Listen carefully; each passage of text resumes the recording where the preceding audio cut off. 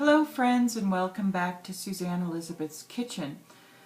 Tonight we are making a sausage, mushroom, and kale strata, which is a wonderful breakfast or brunch dish that you can make the night before. It's very popular at Christmas for that reason, because a lot of people like to make it the night before, put it in the refrigerator, pull it out the next morning, and all you have to do is pop it in the oven. There's no work to be done, and yet it's a wonderful, hearty, tasty dish that you're just going to love.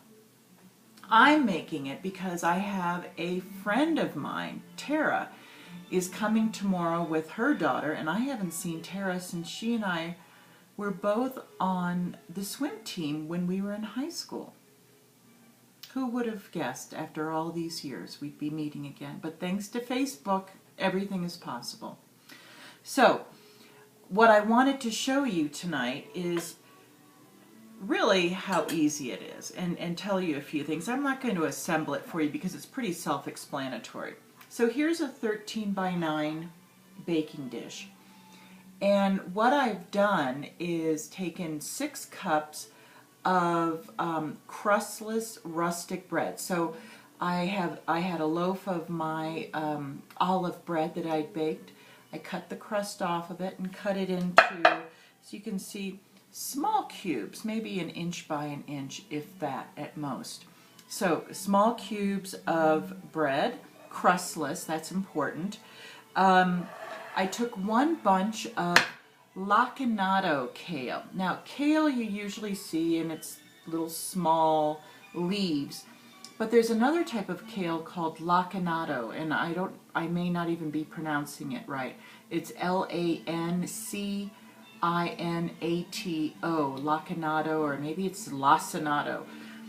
I love it. It's dark brown, like a Swiss chard. It has a long but very dark green leaf, and it's very bubbly and wrinkled looking, and it has a beautiful dark green texture and a lovely taste. I like it much better than the regular kale that you see in the grocery store. And best of all, you can buy a bunch of lacinato organic kale for 99 cents a bunch. I mean, it's the best bargain in the produce section. So, and I'm always giving you tips when we talk, but here's another tip. Be a smart shopper when you go into the produce section. Look for what's on sale. Look for things that are seasonal. What's in season is going to be the least expensive. These bunches of greens that nobody else buys, like collard greens or this lacinato kale, these are going to be on sale, or they're going to be very inexpensive. Buy those. And you know, the funny thing is, they are also the most tasty. All you have to do is saute them, either in a little bit of chicken stock or even boil them very briefly in water. I love putting kale into a soup, this lacinato kale. My mother makes the world's best collard greens with ham hocks and white beans, and it's a beautiful thing. And so there's my, sorry, every so often I have a brain freeze, but so that's my tip as far as produce shopping.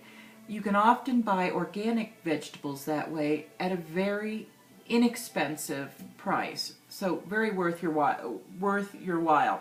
So we have 1 bunch, 99 cents worth of lacinato kale that I briefly just blanched, which means I just threw them into some boiling water just for a minute or 2, and then drained them very well, and then gave them a big squeeze. So I squeezed out all the water, so we didn't end up with a lot of water in this. So buttered the dish, 6 cups of 1 inch cubes crustless bread, 1 bunch of lacinato kale, 1 pound of pork sausage that was cooked. It has to be cooked.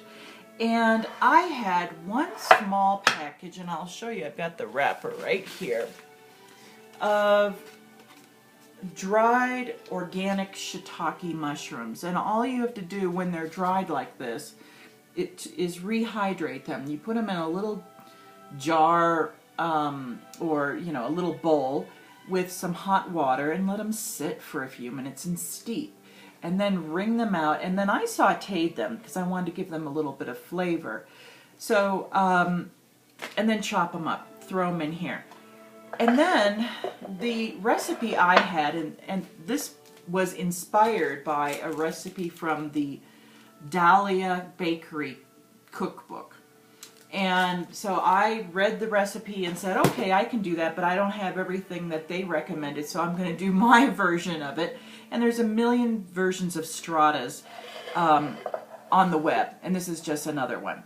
So rustic bread, kale, mushrooms, sausage, and then I didn't have any cheddar cheese, which is the usual cheese that people use for strata.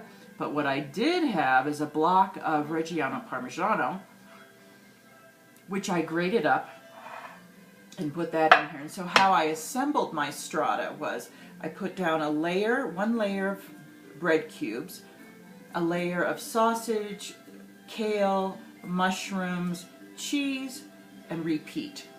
Bread, mushrooms, sausage, kale, cheese, and now I'm going to do the final step.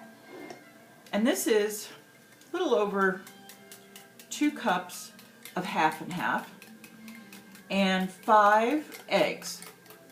And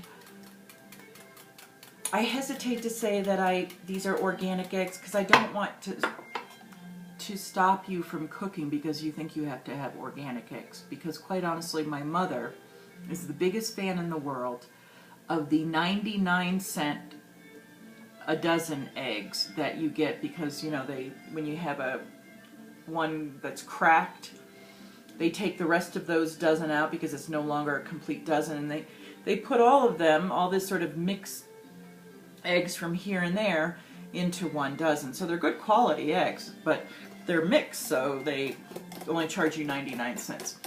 If that's what your budget affords, buy them. Believe me, I'm all about budgeting. So, this is called a custard. It's simply half and half, or milk. If you have milk in the house and you don't have half and half, knock yourself out. The recipe that I read called for cream. I don't have cream in the house. I do have half and half. 5 eggs. Throw them in there. Give it a little stir so you get everything mixed together. Salt, pepper, whatever your favorite seasoning is. We could have some nutmeg, couldn't we? Because whenever we have these dark greens like kale or spinach, you know what that's calling for. It's calling for kale. So, excuse me for a moment. I'm going to get the kale. I mean the nutmeg. I'm going to get the kale. The kale's already in there. So, ta-da! And what I'm going to do is I'm not going to put it over this dish. I'm going to put it into my custard, because that's a really wonderful way to get your seasonings distributed throughout the dish, is to add it into the liquid, which is then going to be poured over the entire dish. Makes sense, doesn't it? Okay, so here we go. Here's my custard. And let me just back this up so you can see. And we're pouring this. I'm thinking about this funny story I want to tell you. Can you see the little bandage on my thumb? That happened today. I have never met a knife that didn't want to cut me. Today, as I was cutting up bread cubes, sure enough, I actually finished cutting the bread cubes, and somehow I was looking at the knife and ran my thumb along it and cut my thumb, which is nothing new, because yesterday somehow I got some burn marks on my hand from splattering grease or butter or something. I am a walking accident. But it hasn't stopped me from cooking. I love cooking. And, you know, I wear this apron to keep the food off of my clothing, but apparently the apron is not protecting my hands from knives or splattering grease. Anyways, I'm sure you're sending me your sympathy and well wishes. Here we go. So we have our lovely Strattata, and you can see, ooh, it's like the Red Sea is trying to come over the edge of the platter there. What this is going to do, and I'm not going to push my hands in there because I know some of you will get very excited by that idea, but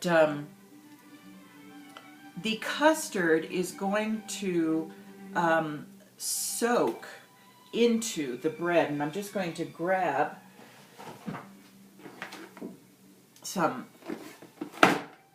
plastic wrap here, and I'm going to cover this, and you're going to put this in the refrigerator overnight, and then while it's in there overnight, it's going to work its magic because it's going to soak into all of the bread and really infuse it. And then tomorrow we're going to bake it at 350 for about, it's probably going to be about an hour, because that's what a quiche usually is. And with this much substance, see, now I've got the plastic on there. Now I can press it down, and nobody will get excited. And you can see, oh, look at the custards coming up. Because you really, I mean, I'm not doing this just because I like to play with my food, although I do like to play with my food. I'm doing this because, see, because I want the custard to get up in that bread and really soak the bread. So it's going to sit in the refrigerator overnight. Tomorrow we're going to bake it at 350 degrees for about an hour.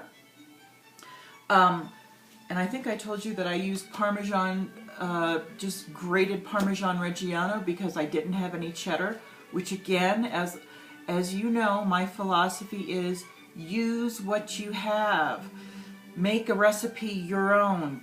Don't lose your mind if you don't have every ingredient that's in the recipe. Okay?